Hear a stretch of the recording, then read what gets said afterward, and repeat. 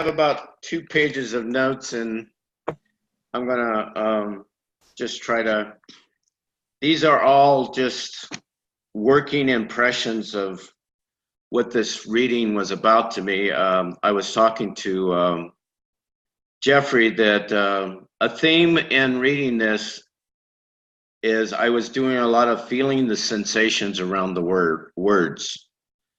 I want to bring that into the way I was processing this.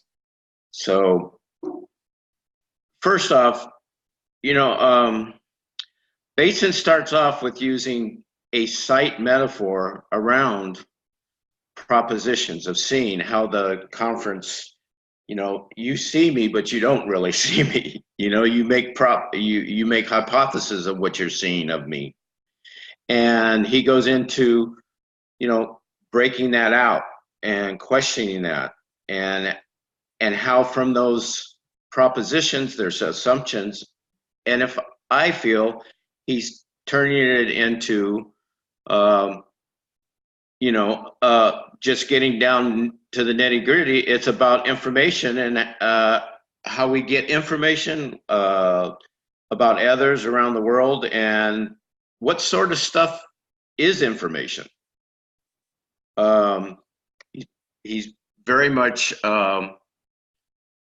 working from the point of view of this experience of information. He's and how from that experience there are errors that we make in the way we organize the information. But he quickly, or not so quickly, but he makes a point of trying to pull out the intangible nature of the epistemological error. It's kind of, you know, we don't even know we're making it, in a sense, that we're making these errors. And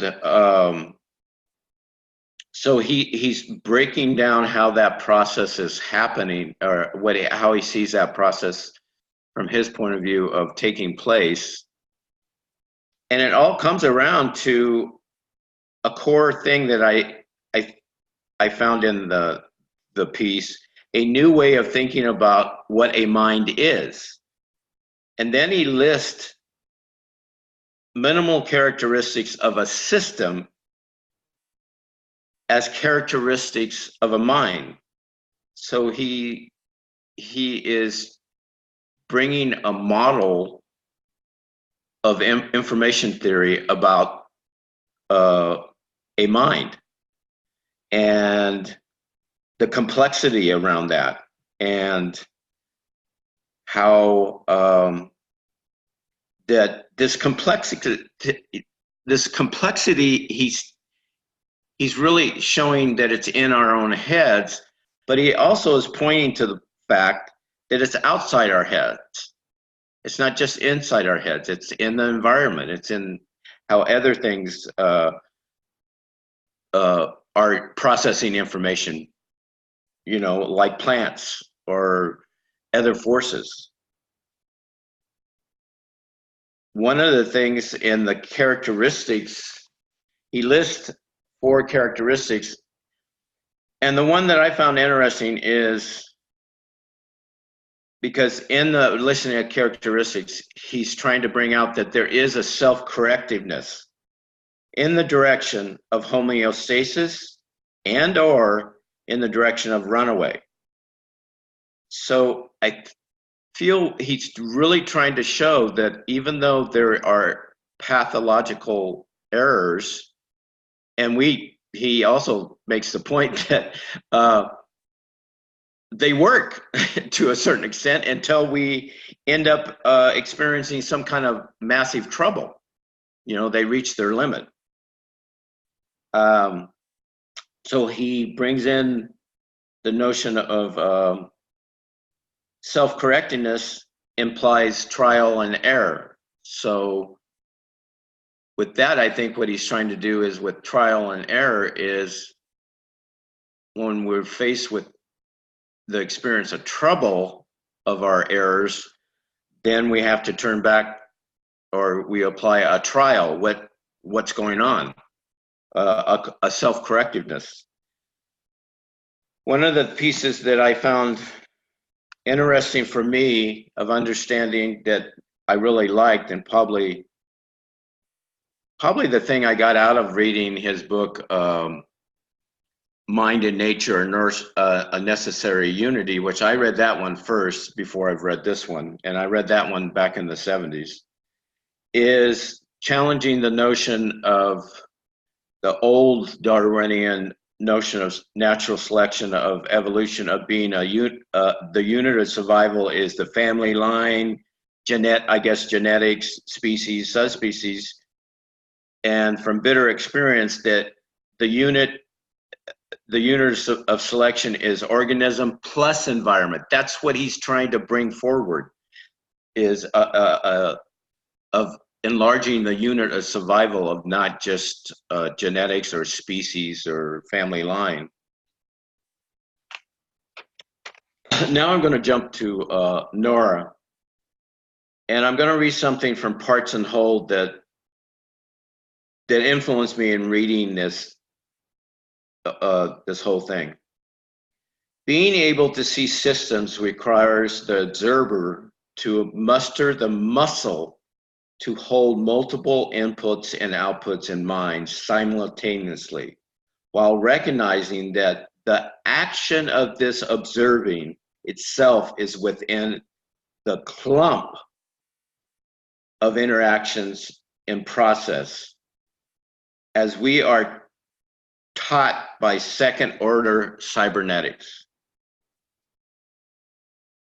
And then the last piece I'm going to bring up with Nora that was the most difficult, as Geoffrey and I were saying, the most difficult really to digest. But I'm going to read a definition that she put out, or of Symmathesy. I'm not sure if I'm pronouncing it right. A new word for system refers to living systems which emerge from communications and interactions of interdependency and particularly mutual learning, and with that she's challenging the parts and whole or mechanistic parameters that can't hold when there's variables of interactions. There's limitations to the engineering and mechanism model. And so she's trying to use language to change our descriptions so that if I get this is a feeling, not a direct understanding, by changing the description and using language to change a description, it can influence and enlarge or affect our view, our perspective. So that, I feel, is very tied to the power of language as a whole. And she wants the language to be more relational rather than mechanical and parts and whole. But the last thing I'm going to say is I've been spending a lot of time around this that she brought up, and I didn't realize that it was. It's just funny. It's one of those things that got into my unconscious, and then over the last week or so, through the cafes and coming across carnal hermeneutics, this falls right into place with this little piece I'm going to read. The skin of my body provides what looks like a boundary around me, but I extend well beyond the container of my flesh, both biologically and socially. Very, very, very. I felt like I was in a beautiful garden, and I was just overwhelmed at times of the variety of what was being put forth through the language of both Gregory and Nora, and I really appreciated it, but I'm not sure I understand all of it, but I feel very, very different in a very healthy, good way by reading this piece.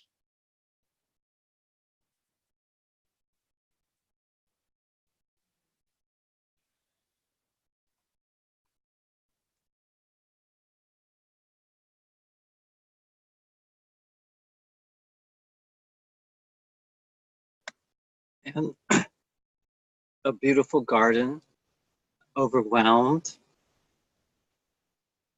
and very different, and healthy, I believe you said.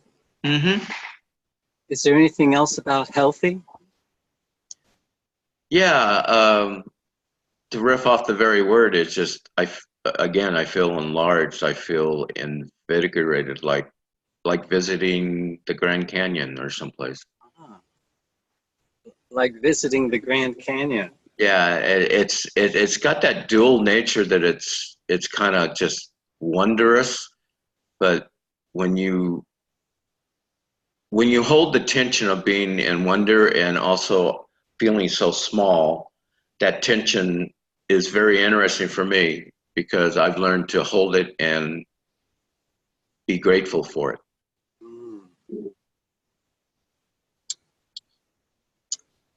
Thank you. Thank you.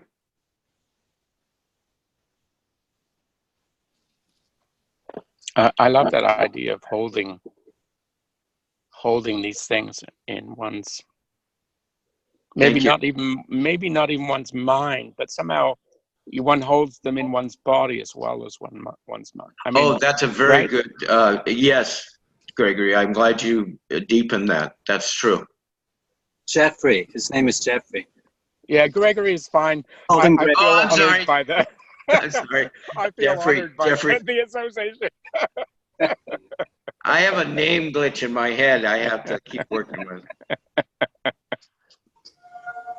I don't know if that's mechanical or organic. Definitely organic.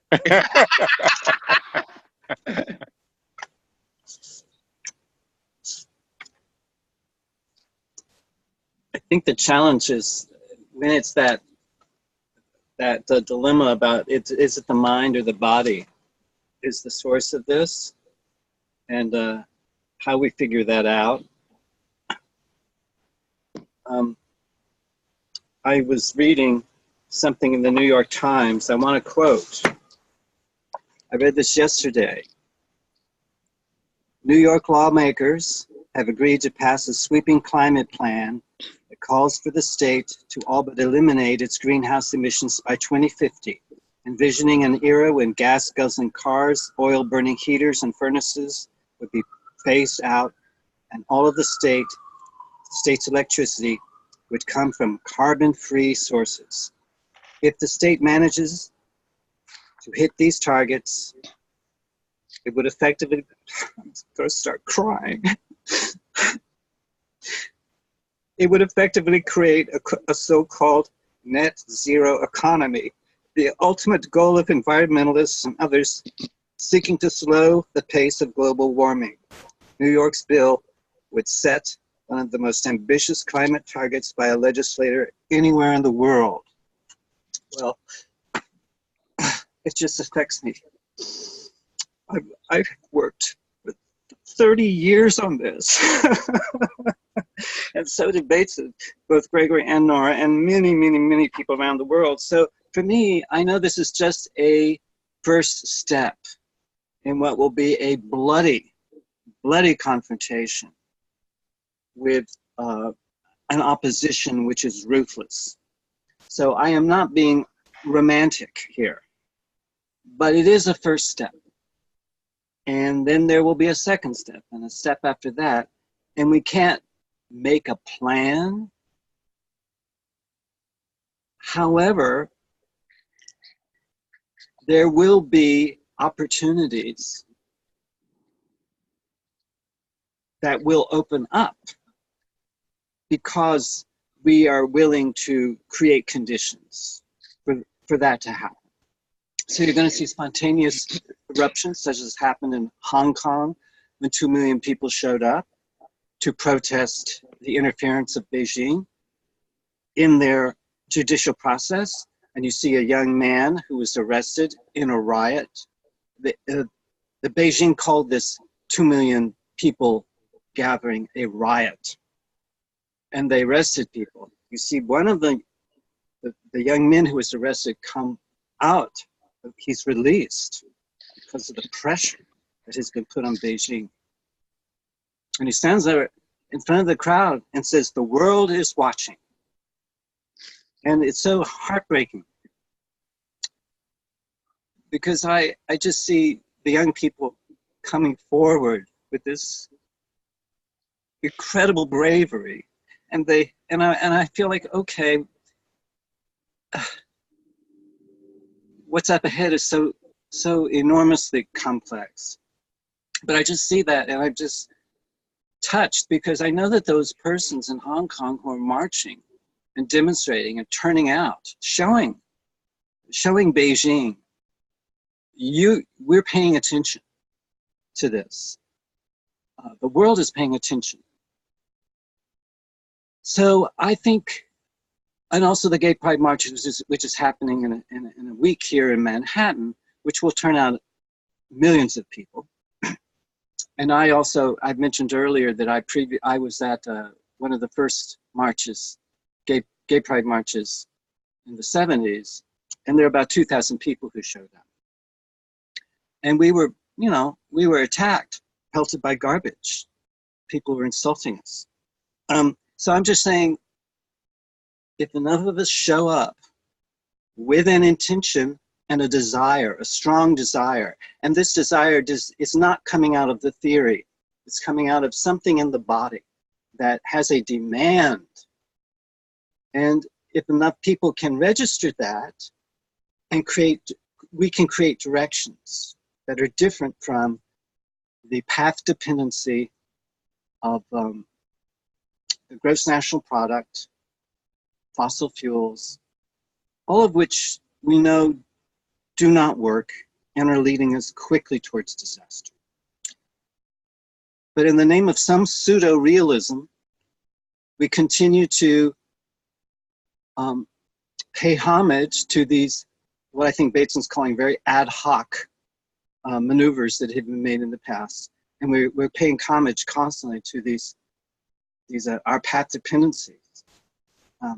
Anyway, I think it's a mix of theory and the somatic intelligence. We do need that theory, adequate theory, and we do need the interplay of the theoretical and the cognitive capacities and these I consider much vaster somatic intelligences that we ride upon. And I say I because that personal pronoun I is a very slippery notion, and it seems to be quite promiscuous because it depends on which world I'm in. Because if I'm in a dream state, or I'm in a deep meditation, or that I is in a conference room using a voice to articulate perhaps something that's vague and unclear, but is deeply felt. These are very different kinds of, that personal pronoun is what kind of agency goes along with that personal pronoun. So I think this is what both Nora is hyper aware of, and I believe what Gregory was aware of. And I'm so moved by his valiant attempt to deal with these inarticulate spaces that he tried to flesh out, and I think he did. I think there's a lot that's exaggerated and not quite there yet, but I can't help but be moved because, in a sense, we are from his future, and he was, I think, expressing the potential that many of us are continuing to want to hold and embrace and accept the enormous ambiguities that are in our complex social and metaphorical landscapes. So I'm just sharing that with you guys because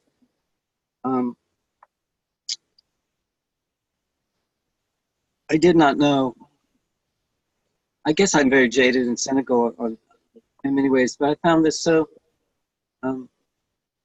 such good news, you know. And it's like I said, it's just a baby step, and there's absolutely no guarantee that it's going to work.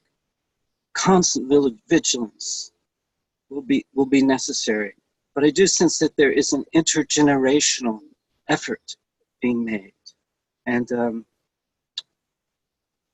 those of us who are tired and weary, and I am, believe me, I'm very tired. But I feel like I can pass the baton.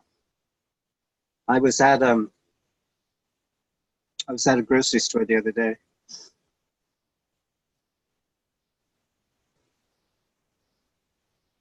I was feeling so tired and very grumpy, actually, by all the mindless behavior of the people that are around me, and my own duplicity and collusion in that mindlessness.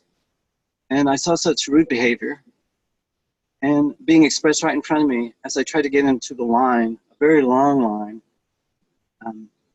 with my groceries. And I just saw, as others saw that I was trying to step into the line, they were cutting in front of me. And I just like, okay, people, to do what you have to do. But a young man who was coming forward with his groceries, he saw this perplexity in me, and he made a gesture like, please, take your place in line, and I will be behind you. He made this as a gesture. I went, no, after you. Because he makes a kind gesture, I feel compelled to do the same thing, rather than knock people down with my elbows and say, get out of my fucking way. Which is what everybody basically was non-verbally doing with me, but they were definitely pushing out of the way.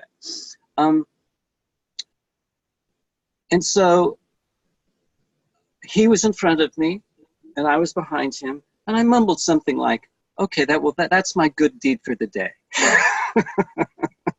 And he turned and he struck up a conversation with me.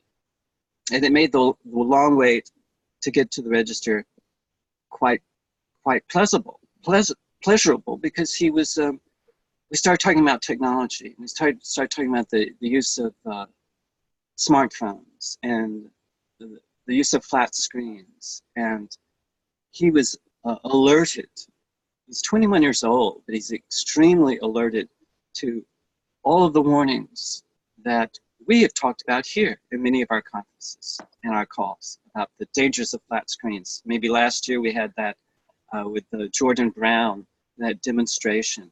I mean, the documentary he did on flat screens, and all the information that we have about how dangerous this is, especially with young nervous systems being exposed to this, and how it flattens the affective zones and communication capacities when used in addictive ways.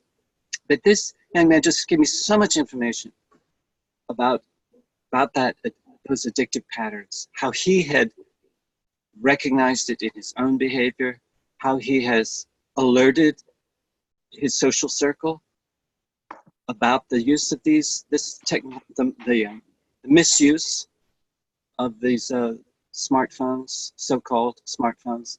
And I think he initiated practice, and I've heard others have used this too, where they go out socially, everyone puts their smartphone in the center of the table, and whoever feels the need to use their smartphone pays the bill.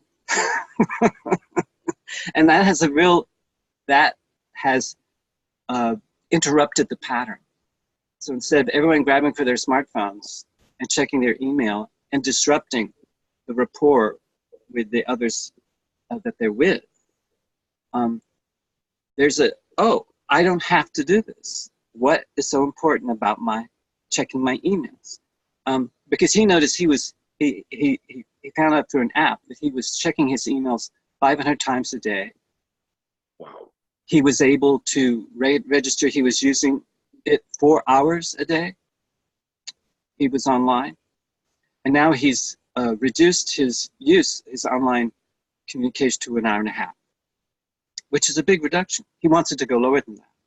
But he's when he gets a text message from a nephew of his who's 14, he's 21. He lectures his nephew. He says, "What are you doing texting me? You should be out playing." And I'm just saying, wisdom from the mouth of babes. You know? I wish I was so adept as he is at monitoring the addiction that these so-called devices use us and manipulate us, and I think have disrupted our capacity for getting to deep rapport with others. Not that it was ever easy. It's never been easy to get rapport with others or to enter into the zone with others. It's much more hard. It's much more difficult now, it seems to me, than ever before. But there are signs, and I definitely believe this young man's conversation with me and his sweetness, his kindness.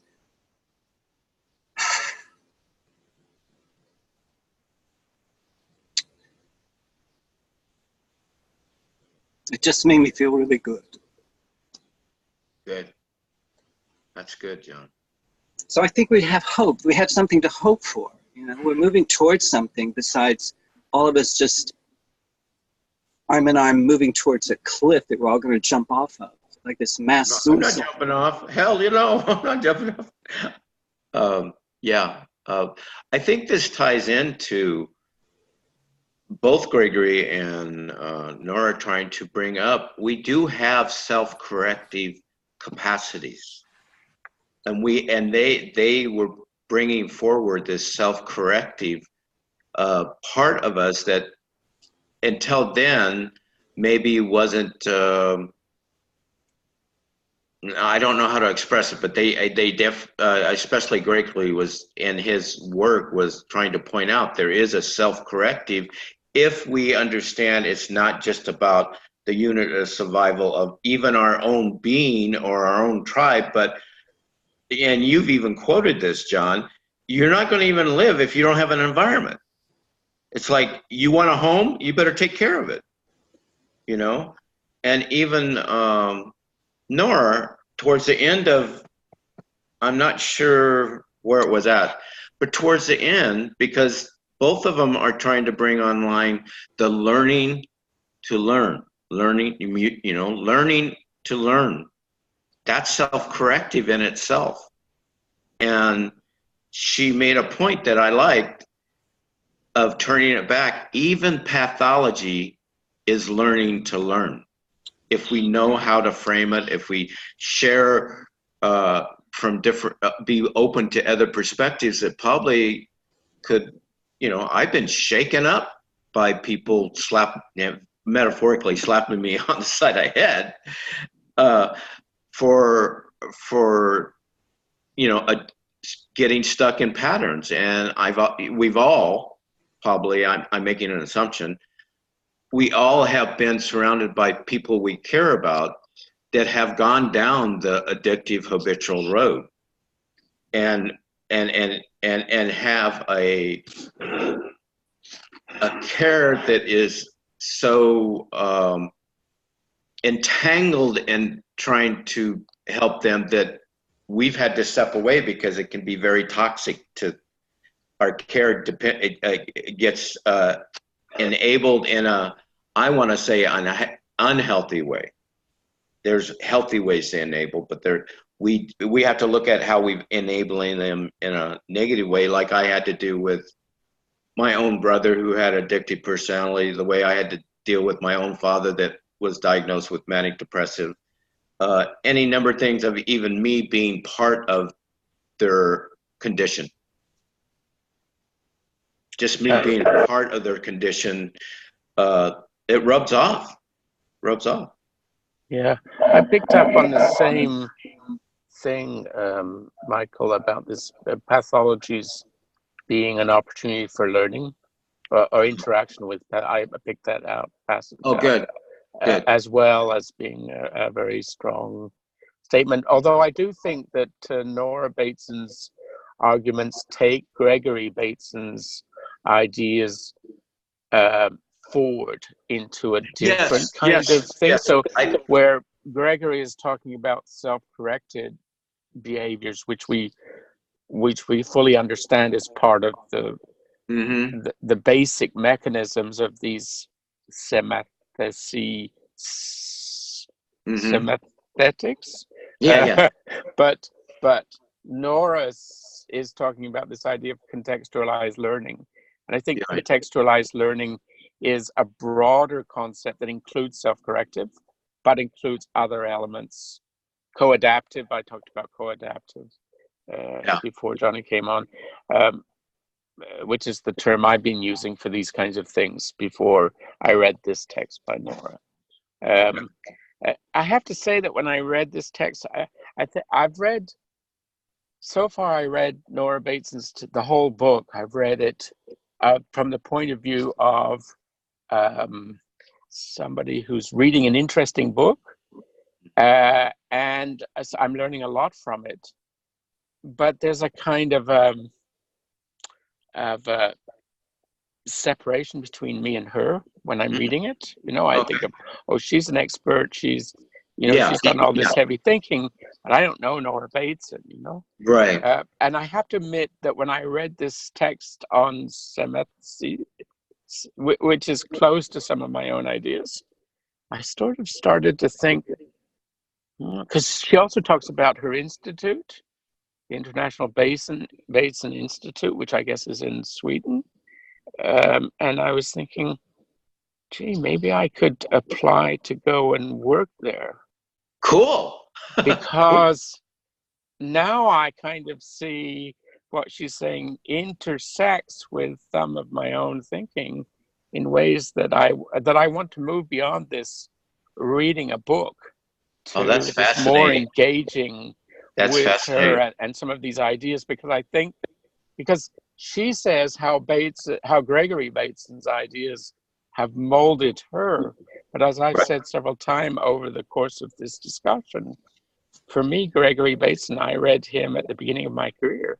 And my whole career has been structured in some ways by Gregory Bateson's ideas. So I sort of feel I also have this kind of privileged relationship, if you like, with some of these ideas, and that maybe it would be interesting to go. And also because Nora Bateson moves the discussion from the intellectual sphere into the artistic sphere again. Oh, yeah. She does that again very strongly here.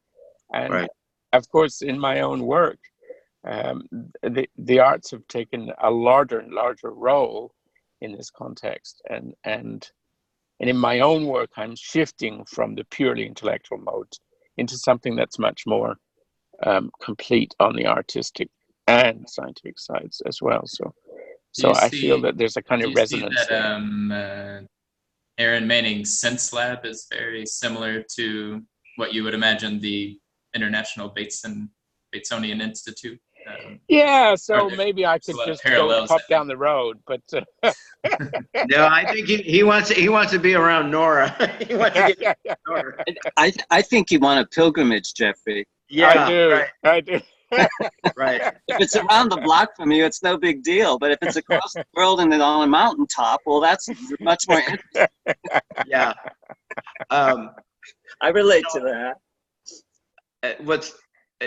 I think this is part of what's coming up is I read Mind and Nature, a Necessary Unity, which my understanding, Geoffrey, that was kind of a condensed version of Steps. In a way, it was written later, and he synthesized a lot of the work in Steps and wrote it for a public in an integrated way, right? As opposed to Steps, which is a series of papers from different texts, right? Okay. Well, what I'm finding is I read that book back in I want to say right around 1980, and I'm just going to make another assumption that all of us maybe have read certain books that later down the line, well, and you've said it about Bateson as far as the start of your career, but that book, Mind and Nature, just the title as a necessary unit, that metaphor has been in my unconscious ever since then. Everything I've come across is, now I can see how much that metaphor has been operating in some way. And I just find that fascinating, you know? I find that fascinating. And I found a little phrase that he said that, and I need your help to understand this, is a difference is an idea. It was this argument about difference isn't spatially located, which is I think very interesting, because although I have to say that in my field of professional study, which is geomatics, we make maps of differences. So it's not quite true that you can't localize difference. You can take one map and subtract another map, and you get a localization of difference. But that said, the idea is that difference is really an abstract concept rather than a tangible thing that you can locate, right? So yeah, because he was tying that to the Young paper of the differences of Proforma and creature. Yes, he tied it to that as Proforma and the Young Pleroma, of just forces and impacts. And when you have creature, that's when differences actually show up. Am I right in understanding that? Yeah, and then he has this idea that he has in this text that what he calls a system, what Nora calls a Symmathesy. I think it's Symmathesy, isn't it? Symmathesy is this idea that it's a difference propagates through the circuits in this thing. So there again, the difference isn't located in any particular place in the system. It moves through the system, right? So it's that's how the information gets around. It's this difference that moves and drives things, right? Is that your understanding, Johnny? Could you repeat that? I was writing something down. So it's this idea that the difference moves through the system, that it drives information. I think you have a very grounded understanding of the difference that makes a difference. Yeah, this is his picture, and he's talking to I think it's some legislators in Hawaii. He's talking about DDT. Yeah. And I think he gives this diagram with circles, which is something that Nora is wanting to move beyond. I think she thinks this is oversimplifying and maybe even distorting something. I think these are necessary, but not sufficient, I think. I think she's doing something. He was dealing with first order systems and moving out of that to second order. I think she's moving to the next level. But she's third order. Yeah. But Johnny, when you do your diagrams, right, with you do diagrams with circles and arrows and different things, but your diagrams are always a bit artistic.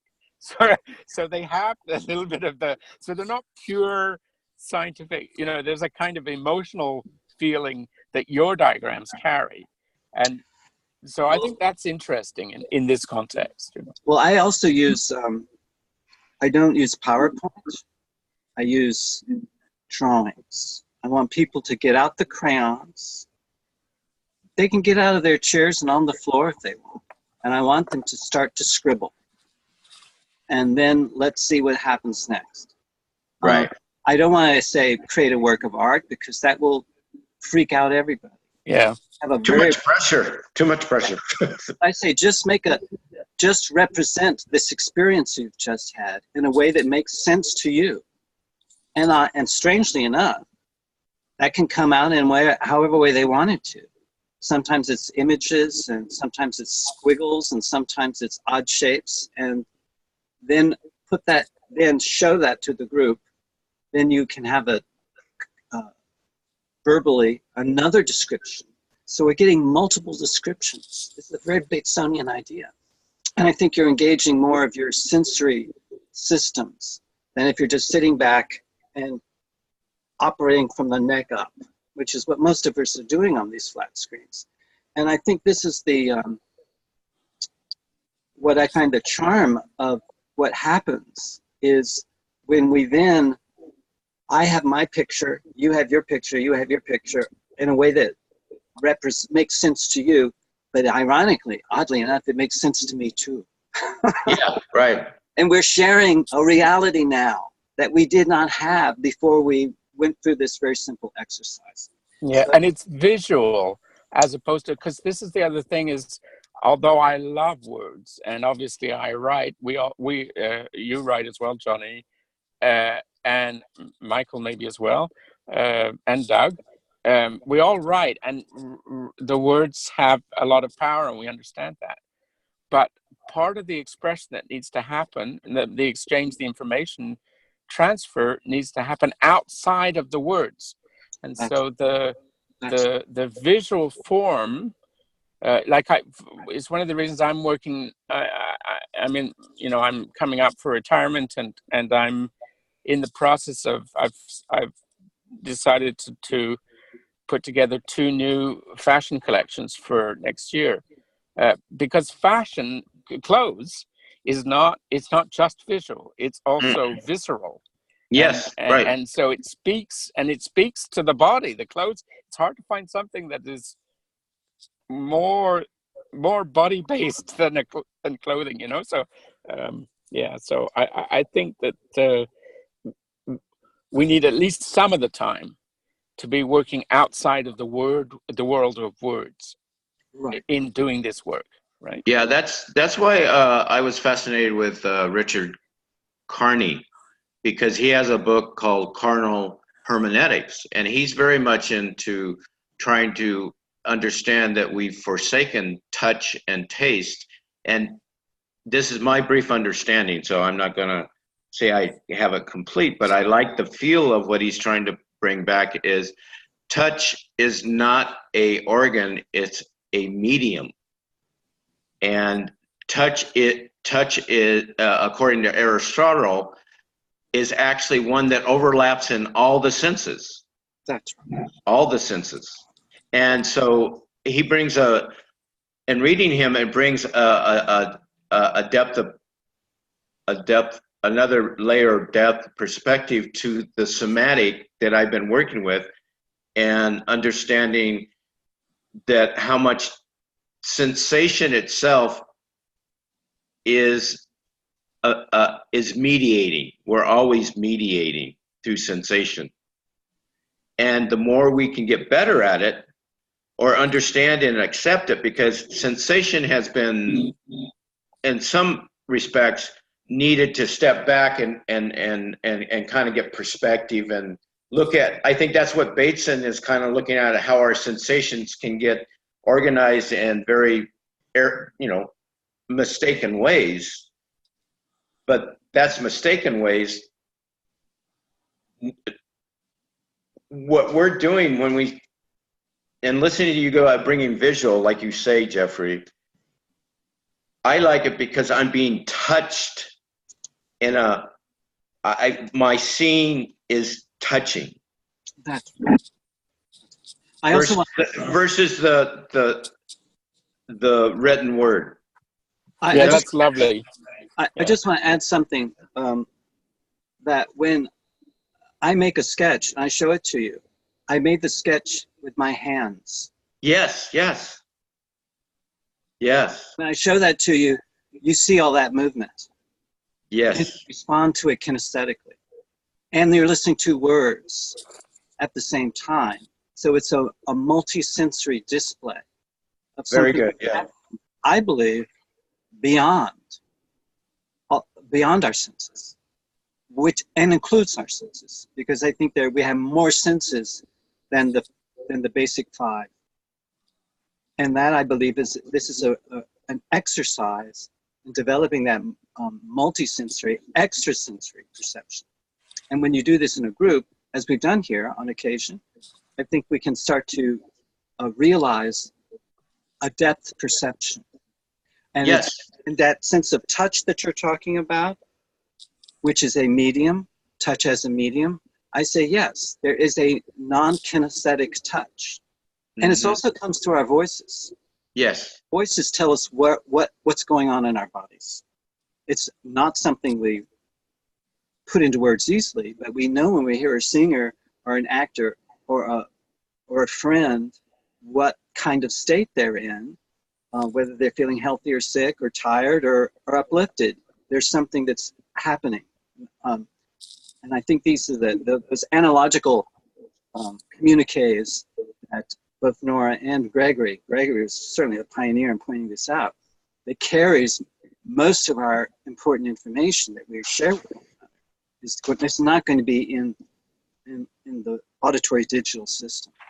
But I think that if we are connecting to language in a certain way, in a full-bodied way, we can reach people beyond our voices. So we have the written word, and we can read the written word of people who lived and died centuries ago. Oh, very. Still move us. I totally agree, John. I totally agree. That, I think, is a kind of telepathy that happens through certain kinds of uses of language. So I say, let's use all of it. Let's use all of it and use all of it well, because we're going to need all of it. We can't just specialize in one area and chop up our experience and become specialized in one area, ignoring and neglecting the others. And this is where I think she's moving forward with this trans-contextual learning. Yeah, I think this is the way I'm going to put it is, through my work with my own trauma, I've began to own and sort out and define for myself how am I relating to my senses, rather than how I've been told to relate, which may have merit, but a lot of times they're limited. And also, if I buy into an outside version of how to relate to my senses, I'm disconnected by working with how my senses are multisensory, grounding that so I can go beyond, like you're saying. It's like, sometimes, like I said the other day, sometimes we have to go down to go out. That's right. It's not that I have to totally leave my head behind, but because Richard makes a point that it's hermeneutics all the way down and up, and it's from head to toe and back again. It's head to toe and back again. It's and this feels like Bateson of circuit, of working with the differences in the circuit. That's well, right. What I feel that this one and this one. Yeah, that's right. That's right. That's right. You can dance this. You got to get up and dance to do this one. Well, and of course the differences that are moving from Michael to Johnny to Geoffrey to us and back again. So exactly. That's also a circuit that's going on here, right? Now, but the circuits, I'm sorry to interrupt you guys. The circuit, I want to add another layer of metaphor, is fucking entangled sometimes. That's right. It's much more like a bowl of spaghetti than it is like Doug, I haven't heard from you in a while. Do you want to chime in? Yeah, Doug. Happening to you? Finding the appropriate gap. And thank you. There's quite a bit to say. So I'll start with the body, or the non-body, or the circuits. Another way to phrase it for some is chakras.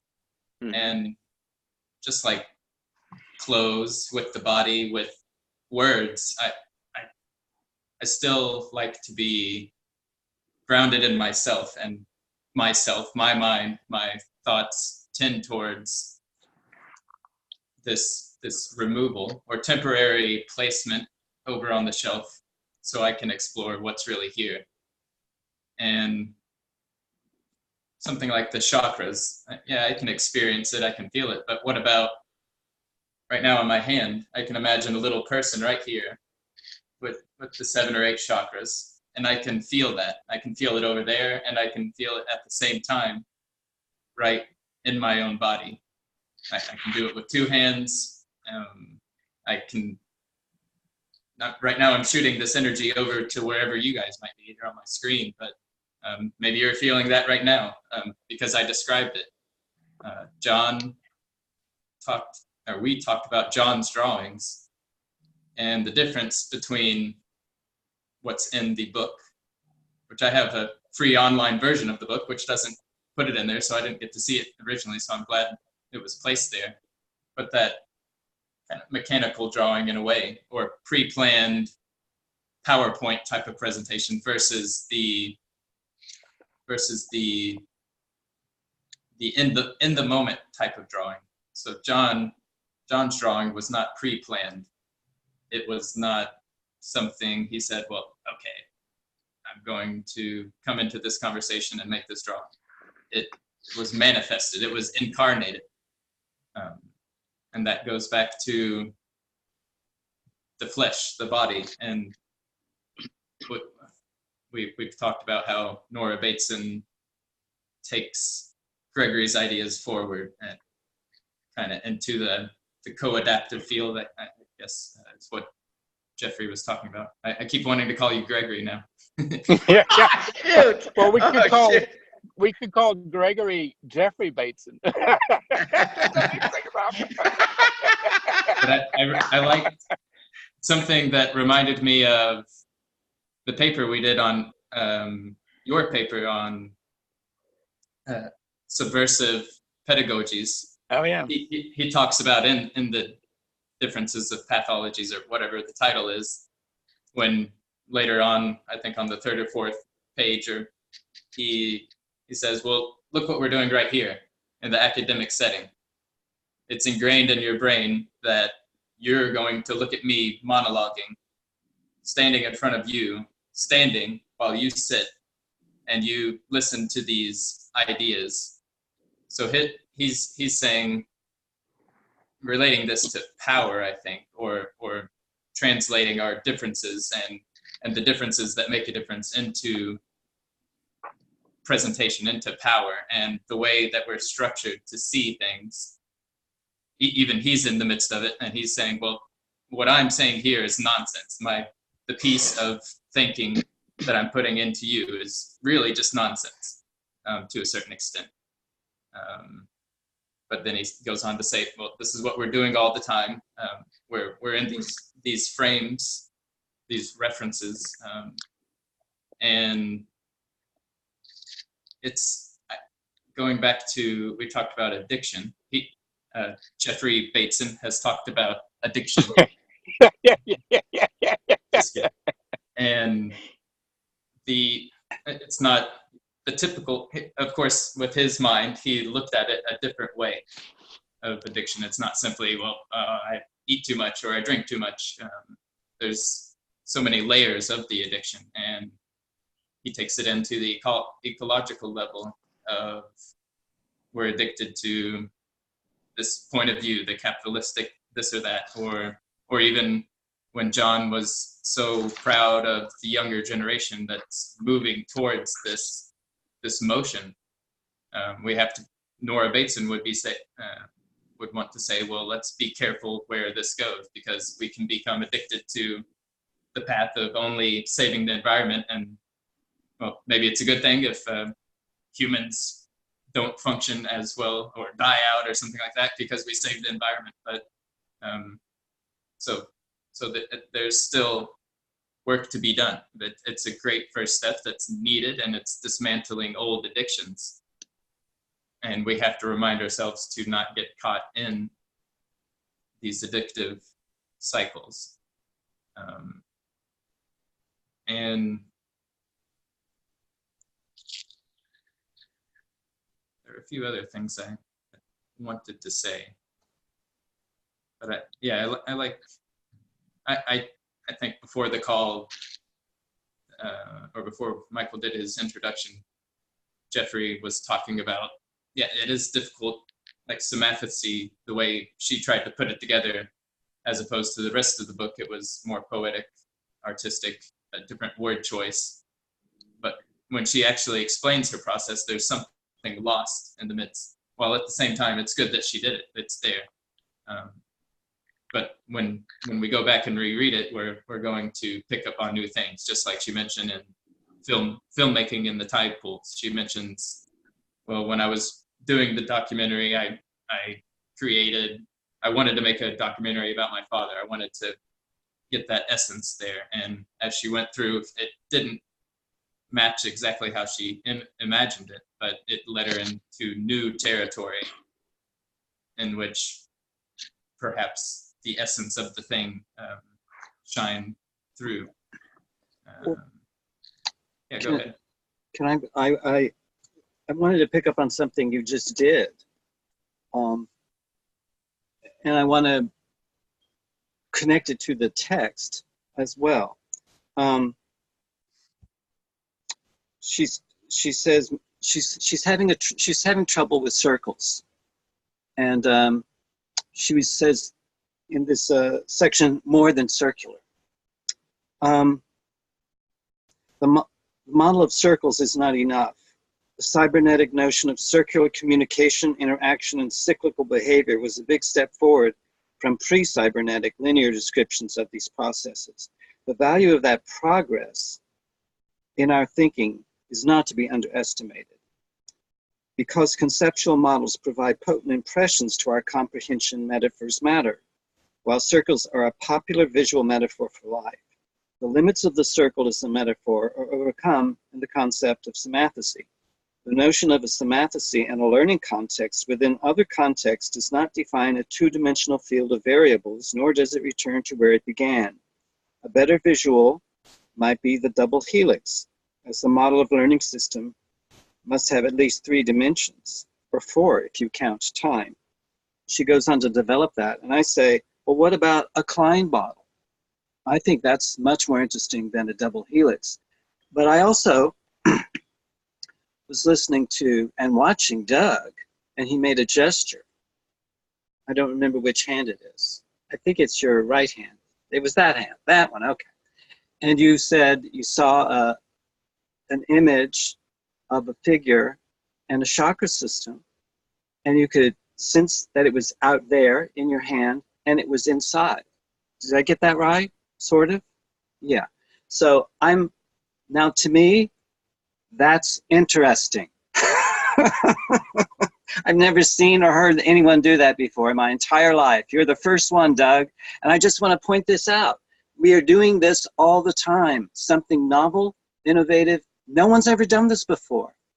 But because no one's ever done it before, no one pays attention to it. And I want to pay attention or give attention. Excuse my language. Trying to retrain myself not to use economic metaphors when I'm applying it to attention. But that's, I believe, much more like dance and art than it is like a concept that's frozen.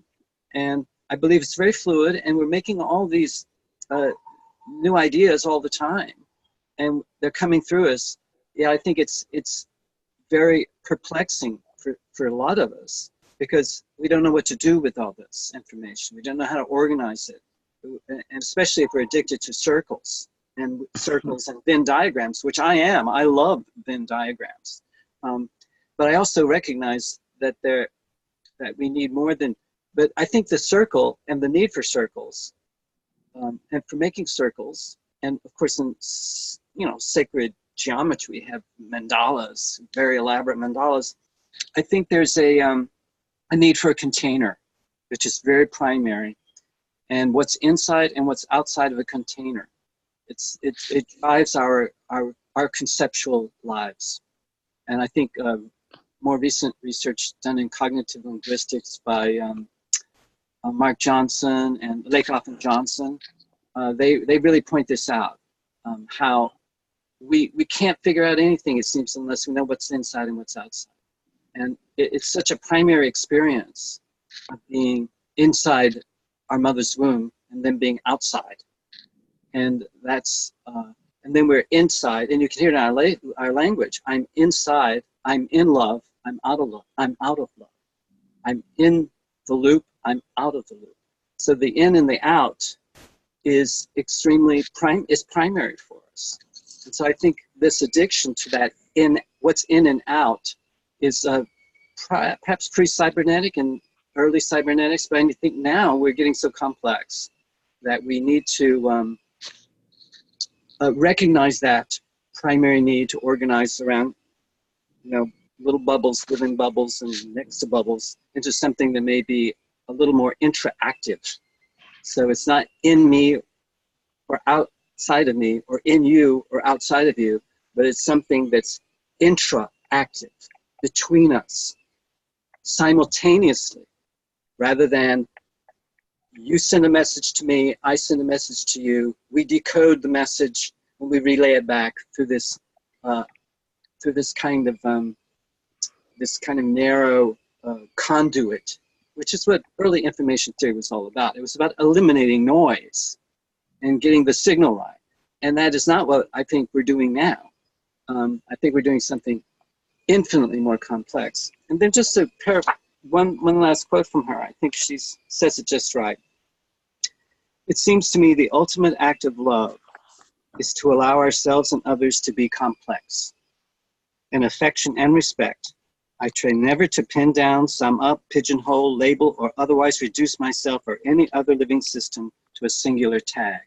So just a little gesture that Doug was making, and using his imagination in the way that he did, I feel that that is a privilege, an aesthetic pleasure to be able to enter into the weave of that imaginal space with him and accept, this is very complex. He's very complex.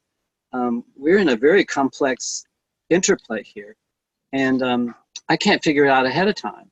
I don't know where it's going to go, but I think just giving my attention and sharing our attention, we are able to influence one another, not control, but influence each other in ways that are very deeply respectful. And so I think this is an enjoyable episode and a creative one, rather than some dry, pedantic, fear-based need to solve a problem that I've already decided I'm going to solve this problem, and at the level of the problem, I'll try to seek a solution, which dooms us perpetually to these cul-de-sacs we find ourselves in, rather than going for, well, what do I really want? What do I really desire? Which is often very different from what I think I'm going to get. Geoffrey, did you want to make a comment? I just wanted to say, because about the in-out thing, which I totally agree with you, Johnny. One of the nice things about the in-out thing is it's not about parts and wholes. In fact, you can't really apply, you can say in versus the total environment versus out, but you can't call in and out. They're not parts exactly. They're closer to Nora Bateson's idea of an interface, right? So there's an interface between an in and out, which is not that easy to define, right?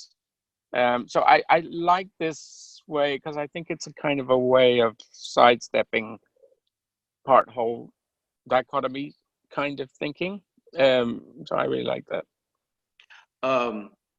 Yeah, this has really activated my imagination. Going back to Kearney, one thing that I liked he did, he gave 3 connotations for sense.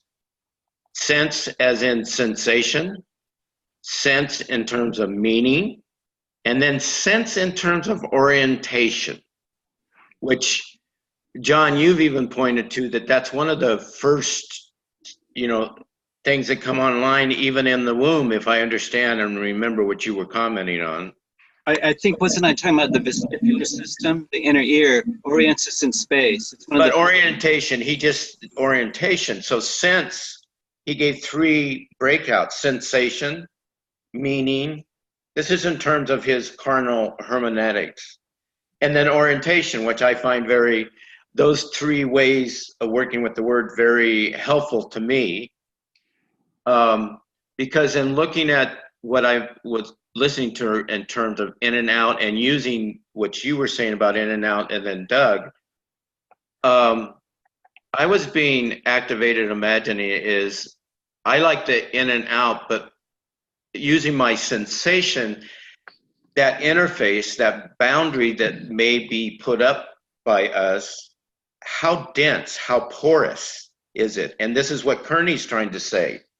The flesh is a medium, not an organ, and it rubs up. There is, as much as you're touched and touched, there is still a separation, but a union. That he uses a metaphor that our skin interacts with the skin of the world.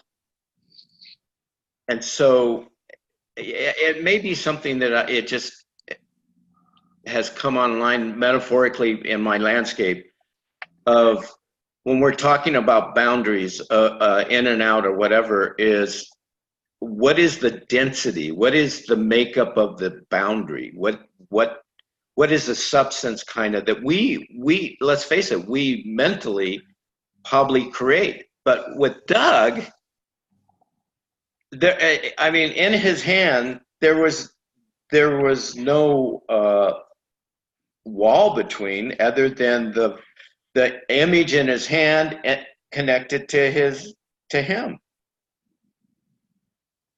So I just wanted to, bring that forth, of listening to how I'm being activated, listening to what we're talking about. Right, and I'm not can you hear me okay? I hope I'm not just okay.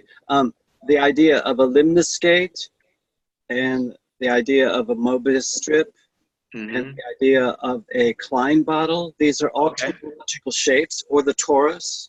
Yeah. And Merleau-Ponty, and I believe Kearney draws a lot upon the phenomenology of Merleau-Ponty. He would often say, if your right hand touches your left hand, the right hand is the active toucher. The left hand is receiving the touch. Yeah. But it's ambiguous. Yes, right. There's right. a great deal of ambiguity, because this is all happening within an organism. Now, if I go out and touch your right hand with my left hand, or my right hand, if I touch you, or you touch me, it's going to be ambiguous about who's the toucher and who's the touched. Right. So there's an area of ambiguity, and our language, of course, can reflect this. And I think this kind of complexity, and that's the phenomenological body that he's. Right. It's not the same thing as lungs, heart, liver. No. Post-production, secretions in the digestive system. That's all important, but that's more like a physiological, biological body. And that's very different from the lived body. Right. And I'm embodying something. I use my voice, you use your voice, we use gestures, and we come up with something like a guess about what's going on with the other person. Well, and that's the sense I get, is that if we can accept that there's a hermeneutics, that there's an interpretation, and get better at not trying to find one interpretation or an absolute interpretation, to actually engage. Kearney's trying to say we need to better engage our senses. Science and certain spiritual traditions have merit in trying to bring forth how our sense of, we don't have enough understanding of our senses. And they can delude us. That's true. But I think Kearney's trying to bring, but okay, that's true, but they're still useful. We still need to use them on whether we're in an experience that you've had, on a different plane. That's still senses of a different caliber, if I can say. Subtle senses. Yeah, and this brings in Kearney's notion of Aristotle saying the interesting thing about touch as there's different kinds of touch. That's right. And that's what makes it complex. That's what makes it, there's different kinds, because I feel I'm being touched through this medium. I understand the limitations, but I actually could be confused. If I was in your space, we were in space, I still could have some confusion. That's But right. That's right. I'm just honoring the fact that I'm being touched through this medium by your words and your expressions and Doug's and Geoffrey's.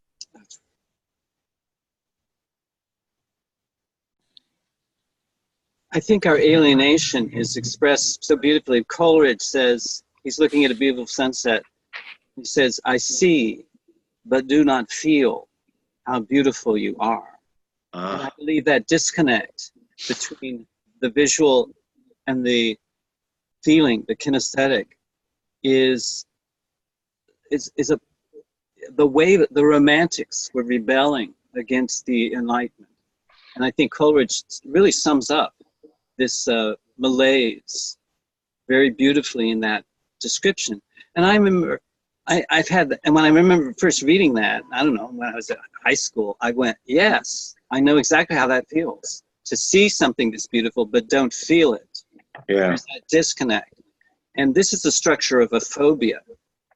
And I think it's pervasive in our culture. We just and think it's parts and whole. It goes with the parts and whole too. Exactly. But on my fire escape the other day, I have a practice of going out and on my fire escape and reading or just watching the sky and the changing cloud formations and the birds and the trees and everything. Even in a big city like Manhattan, there are still little pockets of, I don't know what you call it, but there are birds and trees and bees and all of that's going on around me. I hesitate to call it nature because that once again slaps a label on it, you know. But it's because it's much more complex than that. But I just saw a cloud formation in the late afternoon, and I just let go of that. I see but do not feel, and I just said, what happens if I see and feel the cloud formation? Right. And I realized that the shape and the color, which was changing as I watched it, produces a strong feeling state, a psychic state, if you will. So I felt like I was in a communique with this cloud formation. And I think our tendencies, of course, is to label and get a handle on something and then dismiss it, rather than stay open to the mutual influence. And I play with the idea that maybe the cloud knows I'm paying attention. That's actually, Johnny, that's interesting because that's actually a Vajrayana practice that I've been practicing for over a year of Tibetan Vajrayana. And you know, it comes from Tibetans living at 15,000 feet. And this one teacher that it's called Eyes Wide Open is where I read this. And I want to get back to I need to digress just a minute. You didn't.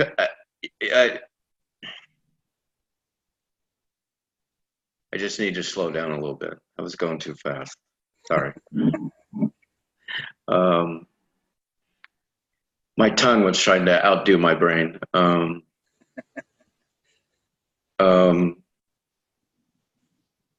Okay, I'll just finish with this.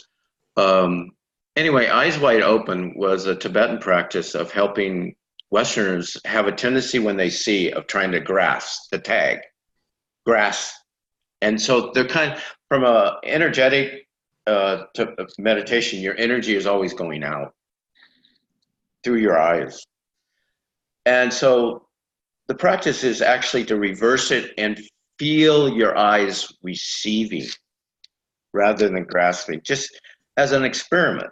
And you can, ever so subtly feel the muscle change, the muscle of your eyes that go out and switch. And he's not saying that you necessarily, it's just to switch up so that you realize that you actually have this dual capacity. But we get addicted or habituated of one way of using a muscle, which, you know, in muscle work, you always want to go both ways. You know, you want to go this way, you know. And so I was reminded of that in the way you were talking about your experience, Johnny. But the other place I was going to go is one of the things in my early life, many years ago, I was part of community theater. And I was backstage. I had bit parts. I did not want to speak on stage, but I was okay playing a tramp that only did Lucille Ball, Charlie Chaplin, nonverbal kinetics. But one of the things I appreciated in being part of a troupe in community theater is watching my friend who introduced me and other actors take words and enact what the words were trying to indicate. And I think throughout this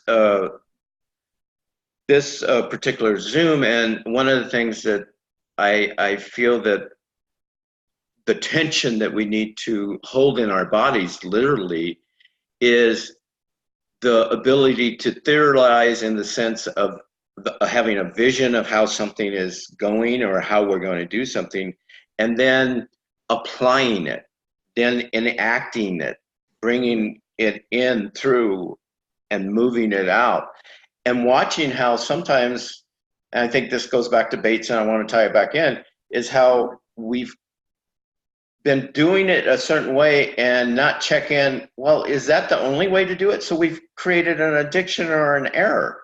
We haven't been open to other ways of doing things, even other ways of observing, new ways to give attention to the act of observing.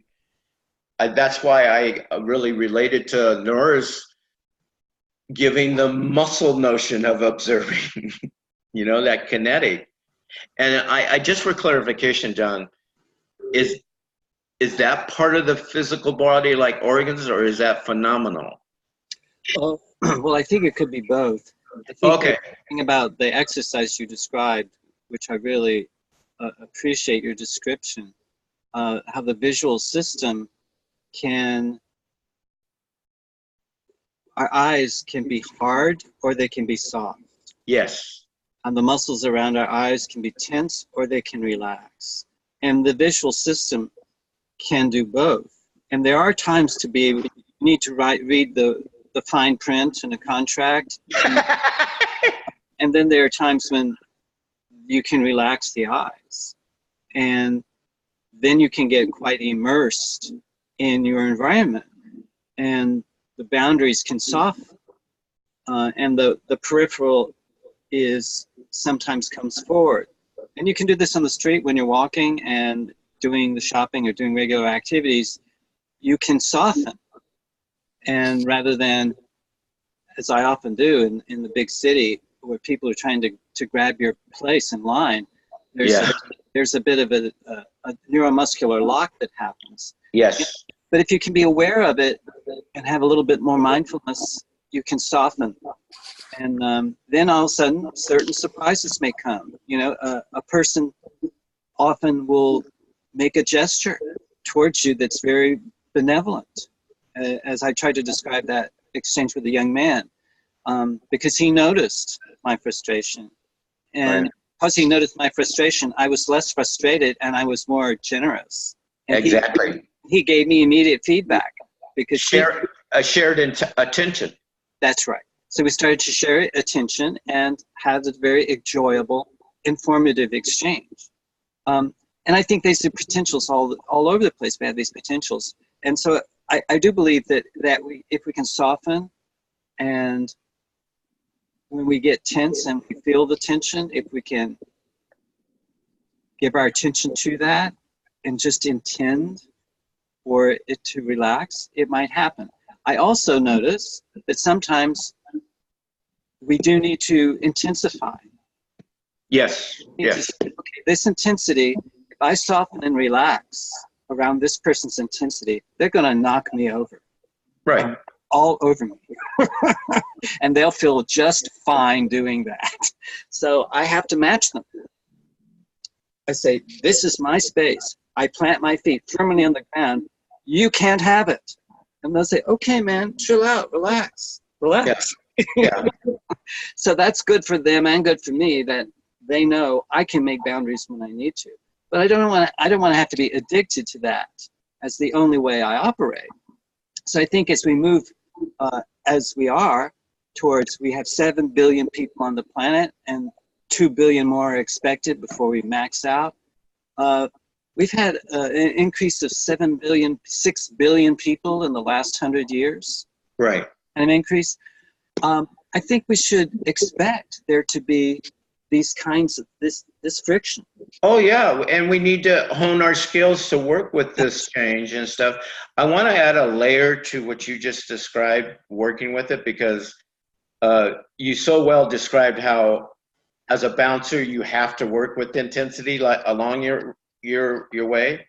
But one of the things that came online for me is matching their intensity and being agile at the same time. That sometimes, John, and it's not to say that there's a time to stand your ground, but you can also stand your ground. And pardon, I go back to my metaphor, like a Keter master that is centered, that goes, oh, I'm going to step out of the way while you fall on your face.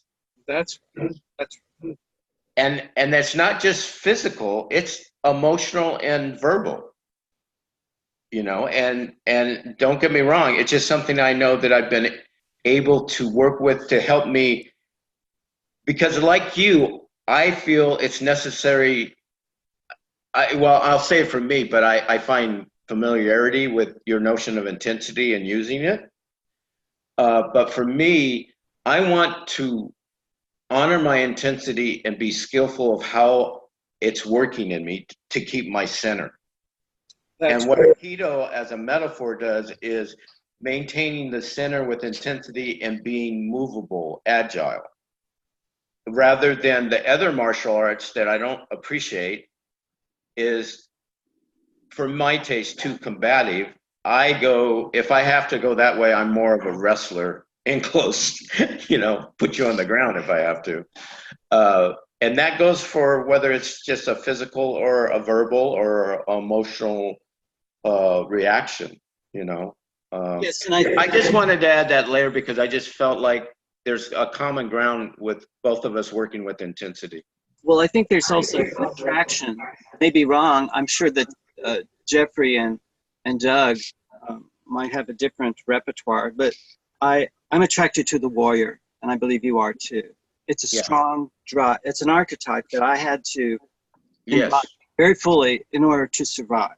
A violent world that I was in, and still am in. However, there are other archetypes, and there's the magician, there's the lover, the healer, there's the trickster. The trickster is much more my interest than the warrior. I think we've noticed that about you, Jeff. So we can all have to come back to a few things. One of the things I wanted to, first of all, I wanted to say, Johnny, that you picked up on this gesture of Doug's, but I think actually there are a number of, I wouldn't say always new things, but there are practices in the way we are interacting with each other that are special, I think, for today. Maybe they've been growing over a period of time through the reading and discussing, but there's some changes going on in the way we are interacting with each other that I particularly noticed today compared to earlier times. For instance, just to mention it, because we talked about the senses and the really, like Michael, your senses, meaning and orientation, which I really like.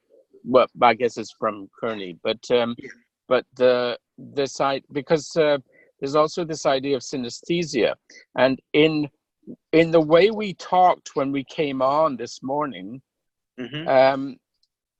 several people were using synesthesia in the way they were talking about the senses. I think I'm going to go back and listen to the recording because I think it was done spontaneously without anybody remarking on it, and yet it was there.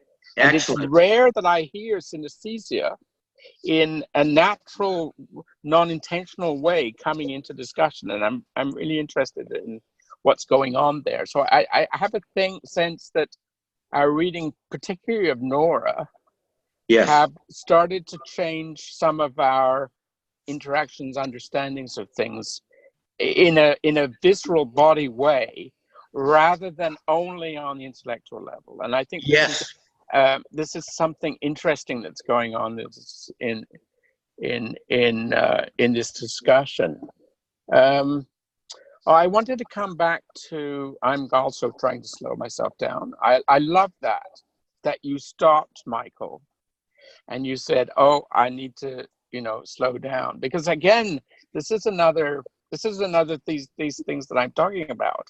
I mean, Johnny, you said the whole discussion is about chunk slow and chunk down, chunk down and chunk slow, and so we've been trying to incorporate that into our interactions. I think it takes a while to learn it, but I think it's beginning to take hold, and so that's another kind of interaction. We check each other on these things too, which I think is really interesting. But I do want to slow down, but I wanted to come back to the idea of entanglement, because you mentioned it, Michael, because you mentioned this idea of entanglement. You said things are entangled. And I spent the week, because I was asked by a friend of mine who is working in the area of cultural exchange, cultural appropriation, academically, and she asked if we could meet so that I could explain to her quantum entanglement, because she wants to apply it in the context of cultural appropriation. I'm not exactly sure how. So I spent the week reading Einstein, Podolsky, Rosen, the original article, the reply by Boer, and then the articles by Bell, in order to understand, because it's really quite a complex issue. Where does it come from, this idea of entanglement, quantum entanglement? Right. And a lot of people are interested in it, but it's a very, very nuanced discussion that got us here. So anyway, I was just thinking while I was while I was listening, and after you brought up the topic, I thought, well, maybe I could do a cafe on quantum entanglement. I think that might be something that would be good. That would be fun. We could even, if we could maybe approach Marco Mazzi and see if he would like to take part in the discussion, because he's also got a really good grounding in quantum physics as well. So excellent. That was an idea, but I just wanted to notice these things we're doing with each other in the way that Johnny, you noticed what Doug was doing, because I think attending to these things, so attending rather than paying attention to. Well, isn't it interesting how, and Nora is very good at pointing this out, I feel, in a very, she actually models this for you, that attending to our language and how we're using it can shift your perspective. And in terms of entanglement and some of these ideas, I have to say, I come from a very intuitive place, and the language, to give language to my intuitive understanding is what's complex to me. Some of these ideas, for some reason, I intuitively just go, well, that makes sense, but trying to express it back out, bring it out, I stumble. Because entanglement is an intuitive idea, but the fact that it is built into the structure of the universe in a non-conventional way for us to think about, is what's interesting about quantum entanglement as a kind of, because the idea of entanglement in quantum is not quite the same as the intuitive idea we commonly have. It includes elements that are a bit special. Thank you for adding that layer, because I was just going to I thank you for adding that layer. I just know that words can be metaphors for me. So when I hear the word entanglement, because I'm a maintenance worker and I have to work with knots all the time. I've had to work with knots. So I've had hands-on. I've had hands-on. When I think of entanglement, I think of knots and untying the knots and going through the process of sometimes of being frustrated with the knot and just, okay, I'm just going to cut it, fuck it, But I have grown patience that there's a certain hands-on visceral experience of, untangling the knot, undoing the knot. Which takes us back into Bateson's discussion of models, was it? Yeah. Yeah. Yeah, because knots are a kind of model. Yeah. So, and thank you for bringing that forward of noticing, because I think that's a very, and attending to that, because I think that's something that I've noticed, I've been here about a year and a half, that is kind of peeping its way through. It's coming forward. We're all kind of in different ways noticing that, I think.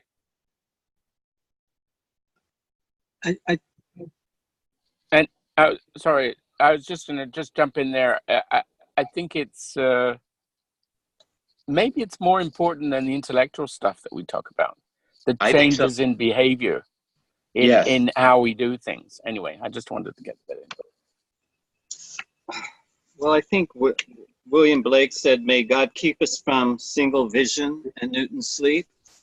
And I know you're interested in doing a study on William Blake. I think that's extremely exciting, because he was very rare. You find he was a great poet and a great visual artist. So he combined both in a very unique way. And I just wanted to connect with the word in the belly, part 5 of Symmathesy. She's talking about language and prose and how we, she says, to address the depth of these mechanistic habits of thinking is to go downstairs below our verbal conscious awareness, and that requires other language. We treat prose seriously and give it credibility. Consider this form of communication to be rational and precise. Words in prosaic syntax have gravitas in our culture. They appear to offer conceptual stability, but this stability is an impossibility that scientific and non-fictional discourse fail to account for. Science changes all the time. And then she goes on to say, descriptions in this form are still stuffed with metaphors, still wound around invisible narratives. So this reminds me of something that we said earlier about how the mental rational, the theoretic rides piggyback upon previous structures like the magical and the mythical. And the theoretic, although it emerges out of the interplay of these previous structures, it can never separate itself from those previous structures. Mm-hmm. So prose and poetry and metaphor are pervasive. And it's amazing how many people are totally unaware of the metaphors that they're using. Yeah, that's true. Applied metaphors. I think it's like there's 6 metaphors, and almost, the average is 6 metaphors a minute in people's spoken speech. So I think that's a very, very playful aspect of what I've been attempting to do, in very, what is that like? How do we translate some of when we are at our best, whatever that is, that's like what is an invitation to go into metaphor. And I believe it really does open us up to some of these invisible narratives that never go away. They're always going on. But I think we can start to appreciate, as Kearney does, the stranger within. Yeah. Stranger within me is a stranger within you as well. Rather than scared, oh, this person that I thought I knew so well, I don't know them that well. I want this to stop. I want them to act normal. And I think our relationships are are often made really tense when we try to simplify another person to make myself feel comfortable, maintain certain stability so that I can feel stable. And Hey, quiet. we induce a lot of paranoia, unnecessary paranoia in our relationships. Because as other people Quiet. and we use our language in different ways, and we may not have vocabularies yet for the stranger within or the stranger without. So that promiscuous I again. You're promiscuous I. Well, and that promiscuous I can be a stranger. It sure can. And Kearney quotes, I'm sorry, John, to interrupt you. And that's the new religion. Yeah. I think He made an interesting piece that civilization began when we had to discern to a stranger extending an open hand or reaching for our gun, our weapon. And, you know, it's interesting that metaphor, that whole thing, when I read it, I was thinking of you pointing out the issue of distrust and trust, how we can trust somebody and end up having to, you know, there's distrust because of an act that they did. There's distrust, and then distrusting somebody when we should have trusted them, you know, and it's that ambiguity again, that promiscuous, I'm going to add that metaphor, promiscuous. But I do see that's a reality we have to, if I can put it this way, wholeheartedly engage. And I emphasize wholeheartedly because it's only on the feeling level, and to what extent, not with absolute certainty, but with at least more confidence with the feeling of discerning friend or foe, open hand or reach for an Aikido move or whatever, you know. But that's again, these are taking capacities and abilities that are in us and learning how to work with them. They're there, but we have layers of society notions of, and some of it is just downright demonization of those abilities. And I'm sorry I also interrupted Johnny, but I actually felt that I could interrupt because I was interrupting Johnny with Johnny. That's very good feedback.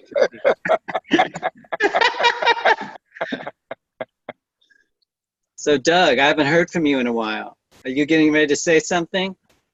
I'm ready. Let's have a drum roll here. So I'm in the library here, and since it's summer, no one comes and cleans up these private rooms. So I guess about 3 weeks ago, I grabbed a couple books on about Blake, and they were sitting in the chair here. And I had to go to the bathroom, and I picked up another. I found the Fearful Symmetry.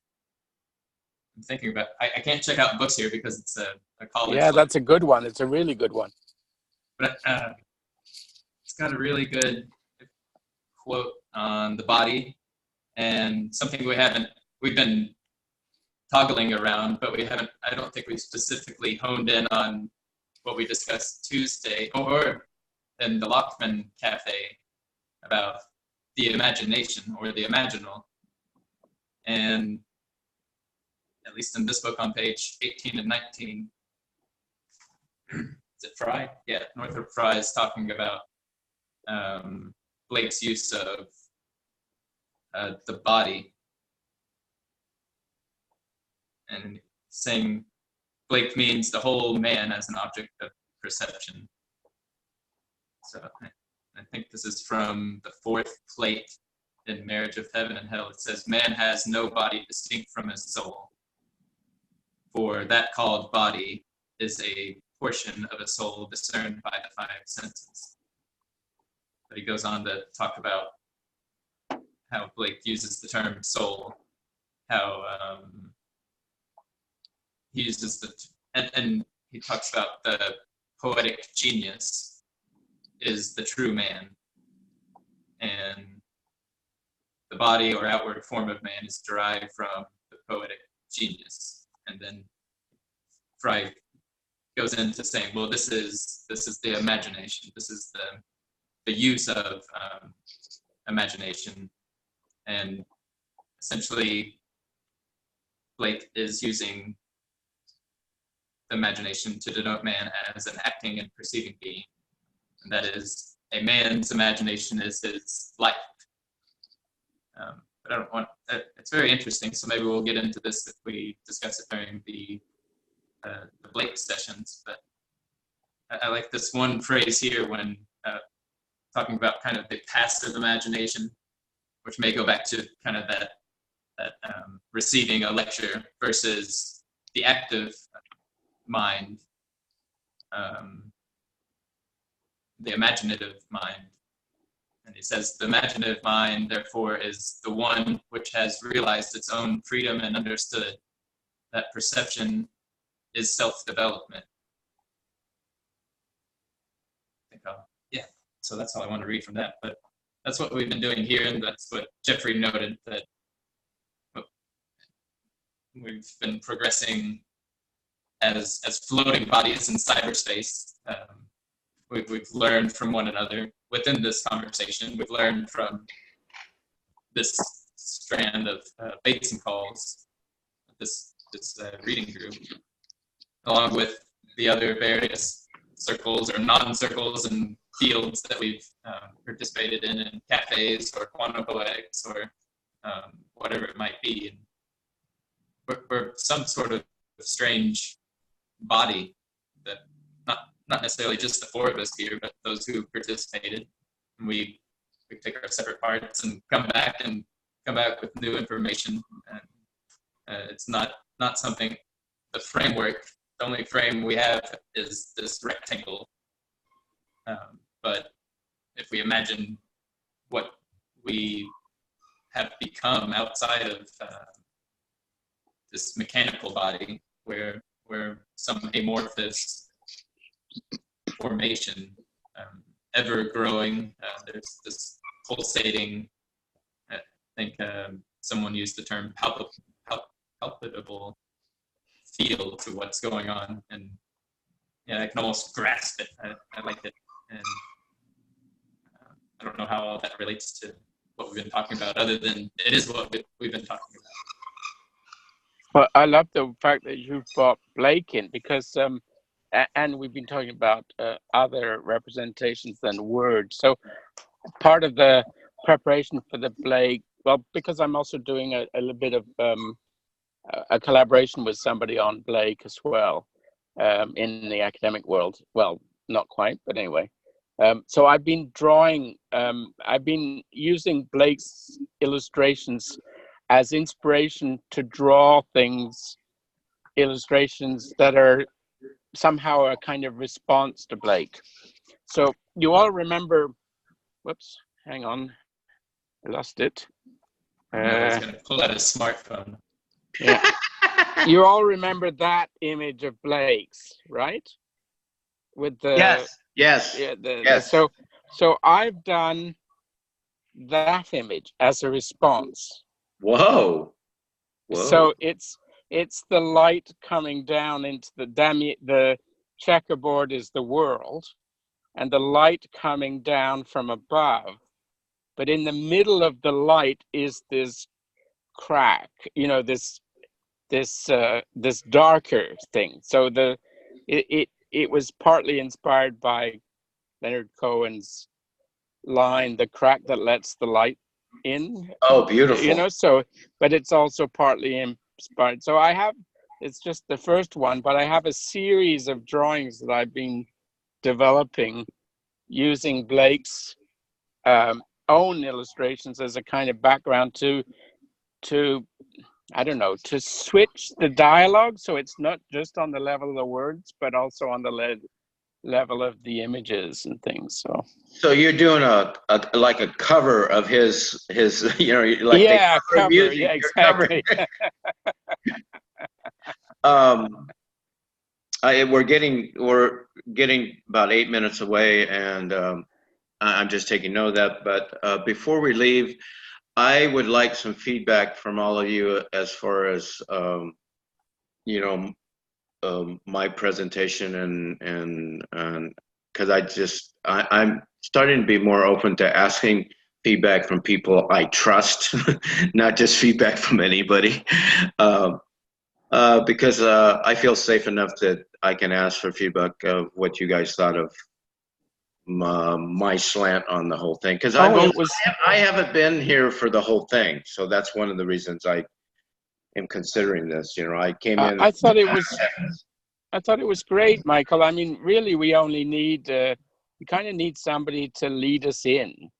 Okay. You know, because it's not always easy to try and start the discussion.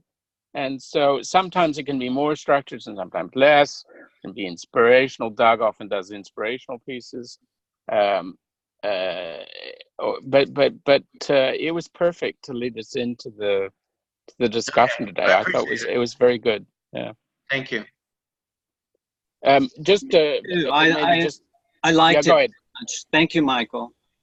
It's a very clear presentation. Thank you. Yeah. For next time, I propose to lead it as the final one for my turn anyway. Yeah.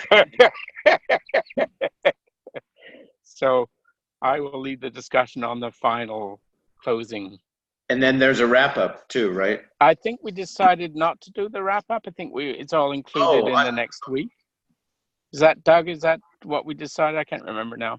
Right. And yeah, so we combined them both into one session just to keep the flow and because it's not a long piece next week. It's it's a shorter piece than we had today.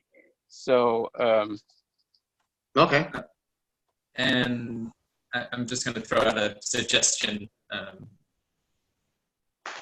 Not that we have to go beyond our time limit, but if we want to meet a little bit earlier, we can do that, perhaps. Unless that would be throwing people off. But you mean today? Next time. Oh, to do it earlier? If we want a longer session. Oh, if we want to do a longer session, I don't have any trouble with a longer session, but. I don't think we should do it earlier. I can barely make it. But yeah, it's hard for me too. So yeah. But if we go over the end of the 2 hours, we could probably manage. Maybe aim for 2.5 hours if necessary, but only if necessary, something like that. That seems good. I've been listening, and I think I posted this to Gene Seabury and Katie Lang do a version of Calling All Angels. Yeah. Because in New York State has the Green New Deal is really going to happen. New York State, everyone who does business with New York State is going to have to change how they do business because of this law. And everyone does business in New York State. And also I want to, Calling All Angels, Hawaii has done this, Washington, California, Colorado, Nevada. And so I think the angels are out there, and I think I love the beautiful word, the names here, Colorado, California, Nevada, Washington, Hawaii. They're just beautiful words. And I know that it's going to happen in Canada, and it's going to happen in Mexico, and it's going to happen in Hong Kong, and it's happening in Europe. So I believe I just want to acknowledge this and give attention to this shift that's happening. And that is reported on the front page of the New York Times. The very conservative paper is extremely significant. So I believe we're doing a good job, guys. I think we, whether we realize it or not, are creating the conditions for these shifts. So we're doing the heavy lifting here, and it doesn't, there are a lot of numbers who are joining us, but I believe there are invisible worlds that are giving attention to our coming together and creating the conditions for this kind of exploration. Well, and I just want to say this cafe has gotten into my blood, so that just like they say, you know, what do you do off the cushion? What do you do off the Zoom? You know, what do you do off? The two worlds interact, and we're having to learn how to interact just like a meditator with the Zoom world, you know.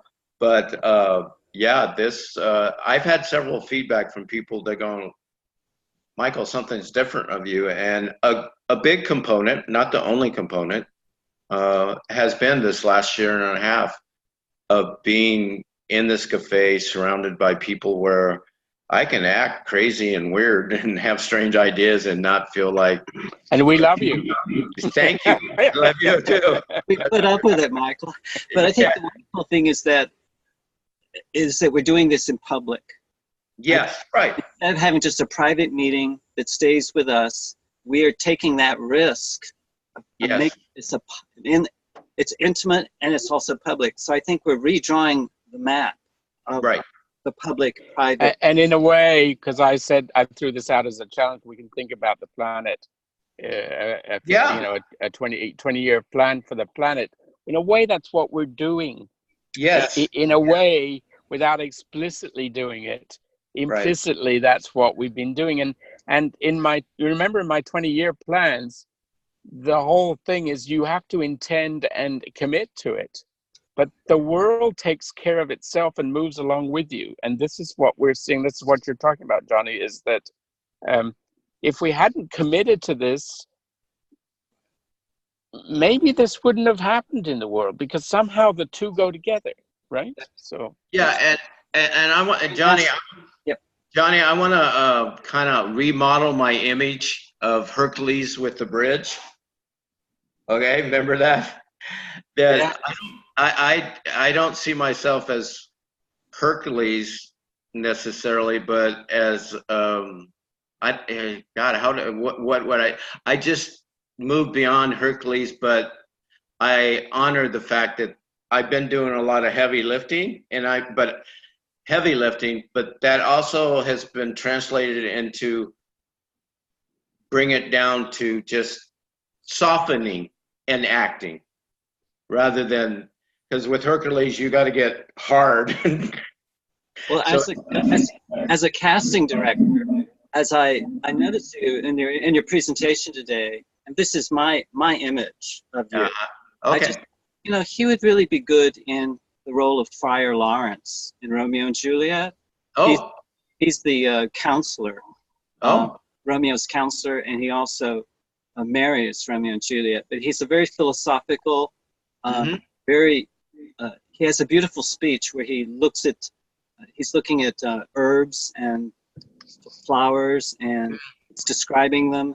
So he's a very ecologically aware guy. I'll find the speech and I'll post it. So maybe you please do. I'd like to read it. I'd like to hear you recite it, because you have a beautiful. Thank you. And you post it, and then I'll practice it, and we'll do it one day. Because I think it's a beautiful text, and I would love to cast you in this role. Oh, thank you. And you can be Hercules too. You can be both, you know? Yeah. I have to go, folks. Doug, do you have any final thing that you want to say? Or? Yeah, Doug. I didn't get a chance to say thank you to Michael for the introduction. Great job. We've talked on the side about both of our kind of coming out of our shell or articulating the inarticulate speech of the heart. And another recognition of that fact that you have changed quite a bit. Thank you, Doug. Thank you. Yeah, I'll look forward to your Friar Lawrence reading. Okay. Okay, love you guys. This has been great. Okay. Thank you for giving me this. Bye-bye. My pleasure. Thank you all. Bye-bye.